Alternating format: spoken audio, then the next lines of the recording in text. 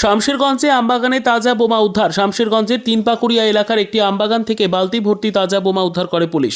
Police সূত্রে জানা যায়, গোপন সূত্রে খবর পেয়ে সোমবার সকালে মুর্শিদাবাদের শামশেরগঞ্জের তিনপাকুড়িয়া এলাকায় আমবাগান থেকে একটি বালতি তাজা বোমা উদ্ধার করা হয়। বোমা উদ্ধারের পর জায়গাটি ঘিরে রাখে পুলিশ। খবর দেওয়া হয় বম্ব স্কোয়াড টিমকে। কে বা কারা আমবাগানের মধ্যে তাজা বোমাগুলো রেখেছে তার তদন্ত করে দেখছে শামশেরগঞ্জ থানার পুলিশ।